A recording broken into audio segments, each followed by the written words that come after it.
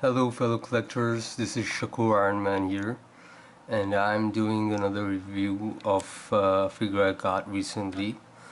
It is the quarter scale Batman from the Dark Knight Rises movie, and I was when I first saw this figure, I was like, I just got mesmerized by it, and that mesmerized is not enough word to describe the feeling of looking at this figure. This figure is truly a masterpiece in every sense. I mean, when I unboxed it, it was unbelievable, amazing. Like, I was blown away. I didn't know that figures could be made like this also. And the amount of detail and likeness and paintwork and the sculpt detail and everything that went into this figure is just mind-blowing. It's amazing. It's like a look-alike of Christian Bale, look-alike of the Batman from the Dark Knight trilogy, and it comes with a ton of accessories. The box is awesome. The box has a great packaging, and everything is really organized the way it is in the box. And it comes with so many movie props. Like, God, I mean, this figure is like the ultimate Dark Knight Batman, the ultimate Nolan trilogy Batman that you can get. It is as good as I mean, it's better than a lot of 1/4 figures in a lot of ways. The posability, the articulation is so good. It's beating the 1/6 scale from DX12 in that department. And I will. This is a figure review, but it is also a comparison between the DX12 and this figure, the QS001. It is the quarter scale, the first of the quarter scale, although it came out after the endoskeleton, which was the QS002. But I know why it is number one. Like, when you get this figure, you will know exactly why it is number one. First, I would like to show you the box, the design of the box. It's a huge box, not as big as the Enterbay one, but it is pretty big. For me, it was a really big box. Like, I've never gotten a figure in this big box, in a box as this big. And the box has a great artwork. This part is, as you can see, it's sticking out, and it's got this great design here, as you can see right here, with all the rivets and the little texture. It's got this bat insignia here with the Dark Knight Rises logo, and it says Batman.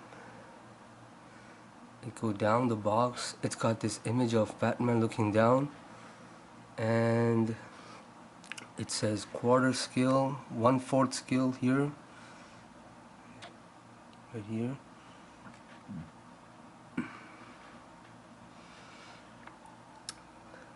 And the side of the box is like this. It's like a kind of like a slip cover. It's got this right here, and when you open the box, it looks like this. Let's see if we can focus.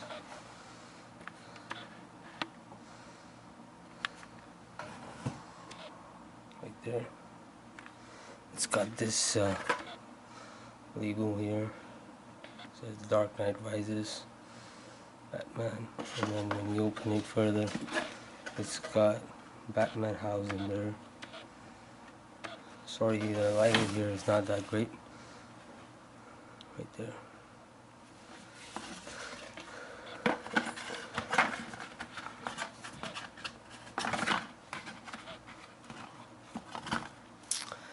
Okay, moving on to the figure.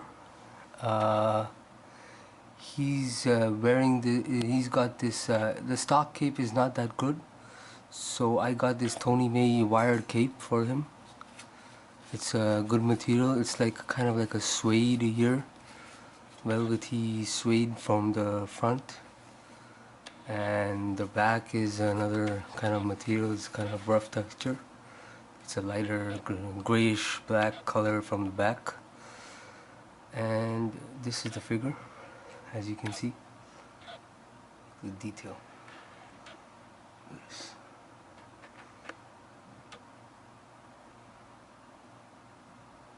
It's got crazy detail. The suit is like mixed media, different kind of textures and materials used to make this suit, and that allows for a lot of posability. As you can see how he's holding the EMP gun. It's double jointed elbows, and he can bend them quite far up. Here I've got right here, I'll show you. I've got this his grapple gun. It's in the holster that hooks on the belt,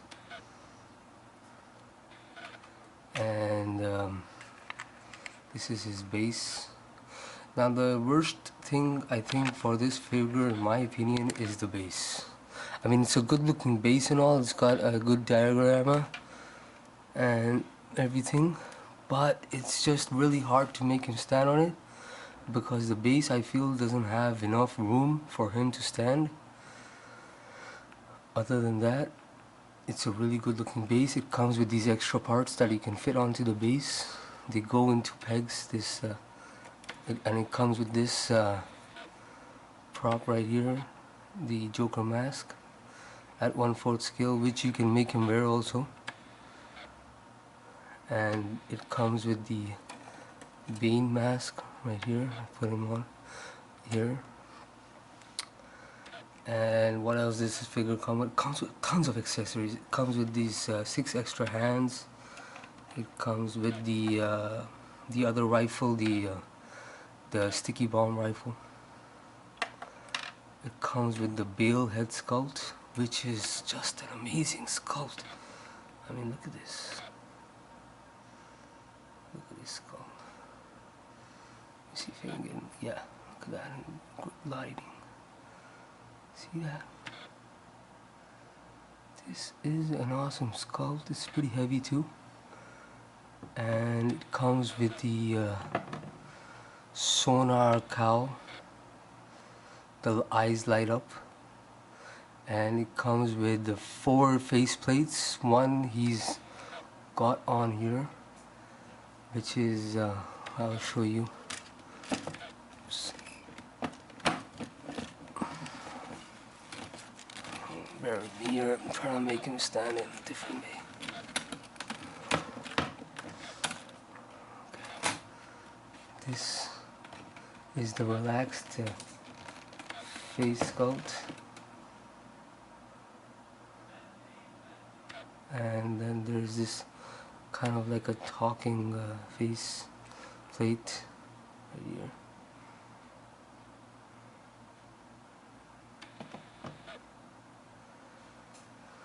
And then there's these 2 more. I'll show you.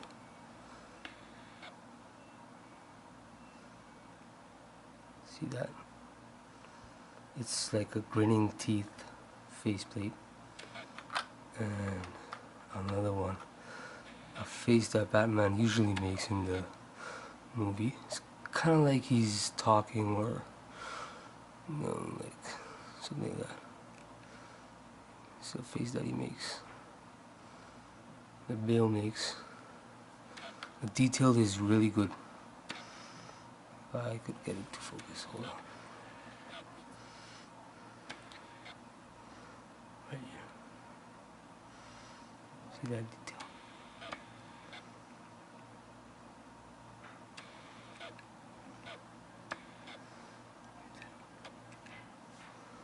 Okay, and okay, Okay, I'll show you the light up feature of the sonar at Sculpt.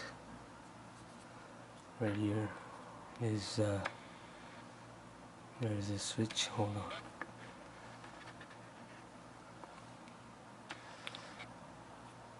Hit that switch for you. It's really bright in person, and it makes him look awesome.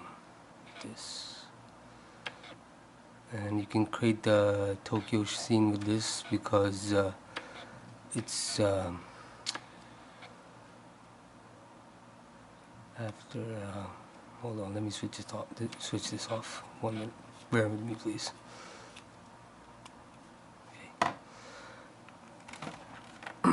Here are the other accessories that you can make a Tokyo scene with it.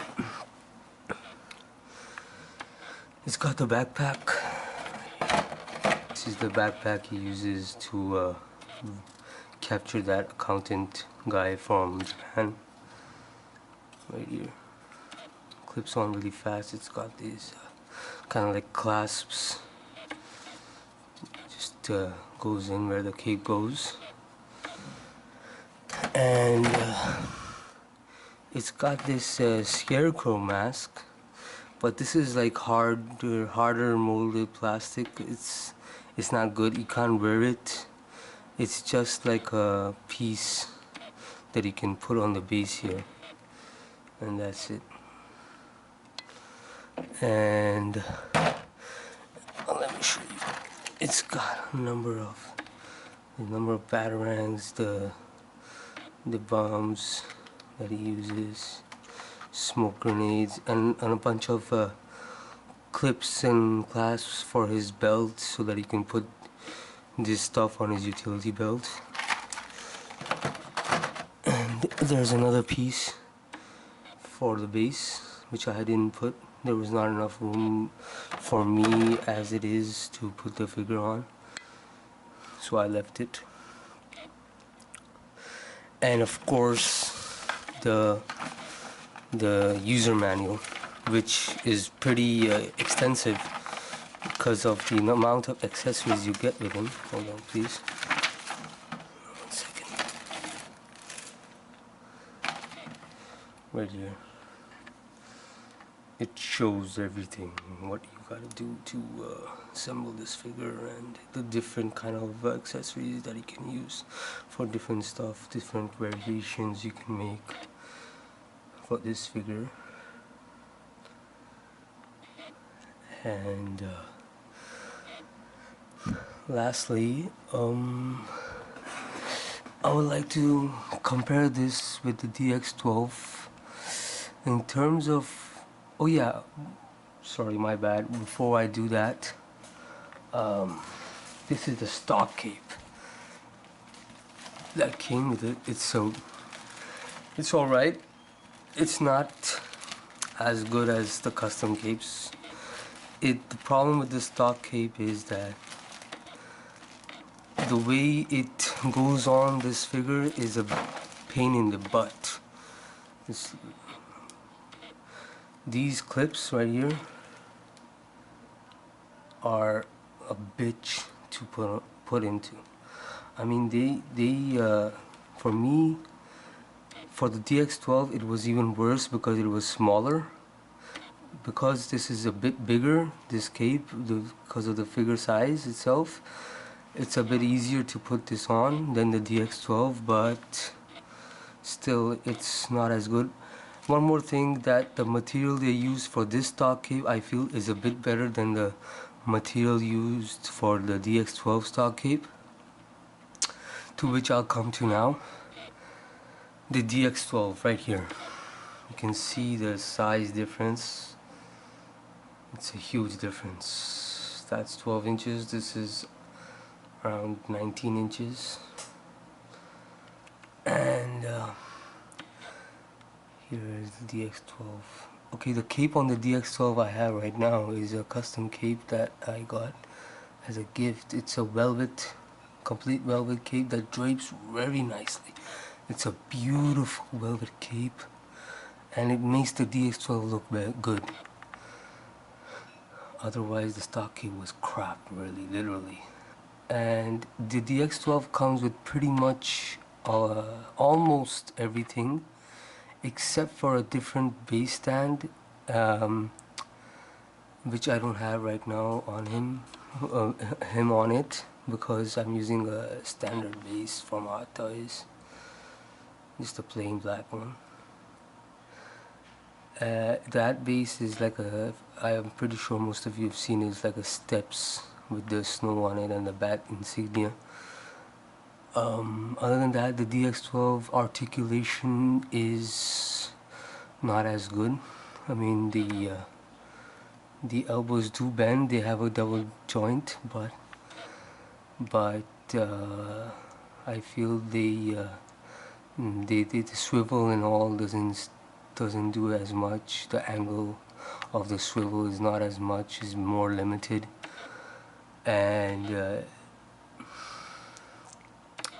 the DX12 is an all black suit, where his is, you see that color right there?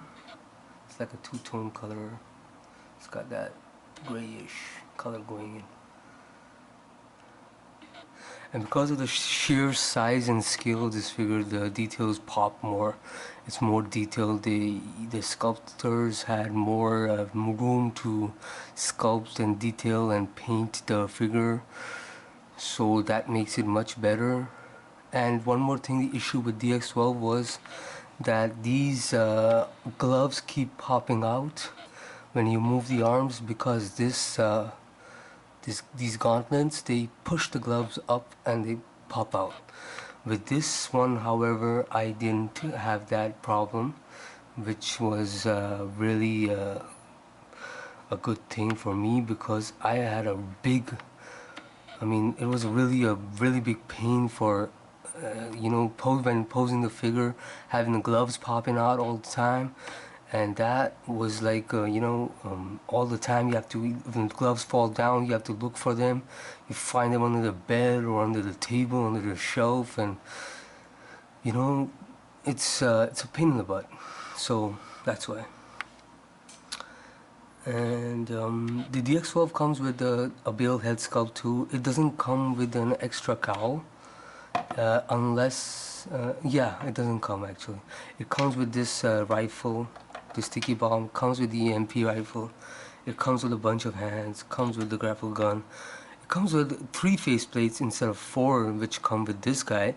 And it doesn't come with the backpack or the sonar head sculpt, and it doesn't come with all these props like this and all the other masks. It comes with lesser stuff, but whatever it comes with, it's pretty satisfactory, because and of course it's much cheaper than this figure. I would recommend hardcore Batman fans to get this figure, and especially if they have the space to put it and to display it in its true form and essence with all its glory. And I would recommend those who can afford this figure. If you cannot afford a figure this expensive, then you could go for almost half the price of this big guy for the DX12, which is a pretty good figure too for Batman fans. And of course, the advantage with another advantage with the DX12 is that not only is it cheaper, it's in scale with other figures like Selina Kyle from Hot Toys and Bane and the DX11 Joker. For this guy, the only other partner figure you can get that it will look good displayed with is if you can get your hands around the Enter Bay Joker, which is going for a lot of a lot of cheddar these days. Like, you're gonna pay around $700 for that figure, or before shipping, and that's a lot. So that's it, guys. I hope you enjoyed my review and comparison with the DX12. And right now I'm trying to find a place to display this figure. Until then, I haven't boxed him, but soon I will display him with all his glory.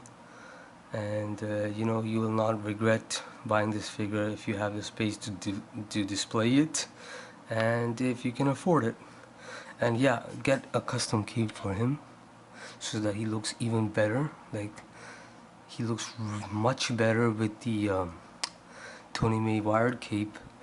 And if you don't want to display him with the cape, you have other options which makes it look really good too, such as with the backpack and the sonar cowl. And that is what I was thinking, is that I will display you know, I will switch their variations between the DX12 and this guy, so that if the DX12 has a cape on, then I'll put this guy with the backpack and the sonar cowl, and vice versa, you know, and make it like a variety. If you can do that, then all the best. Until I do that, I will post some pictures, and I'll show you how he looks like with the different poses. Some pictures I'll add in this video at the end, so that you can have a look and judge by yourself. Well, for this figure, I would give him, my rating would be pretty much 29 out of 30, which is because I give him a 5 out of 5 for sculpting, 5 out of 5 for paintwork, and 5 out of 5 for accuracy, 5 out of 5 for accessories.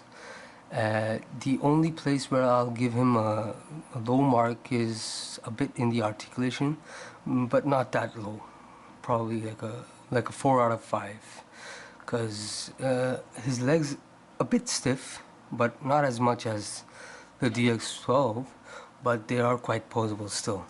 He's got the double jointed knees and everything, and the ankle swivel and all that kind of stuff. So, and yeah, and the head, you know, it can rotate all the way 360. Actually, it's on a magnet. See, that's how it looks like. There's like a magnet here, and it goes here, and it sticks quite nicely. It's firm, you know. You have to pull it out. You can feel the force of the magnet while pulling it. Same thing with the sonar cowl. It's got the magnet and the switch inside, and also that's where you pop the, you can see that. Sorry, my focus is not good right now. 1 second.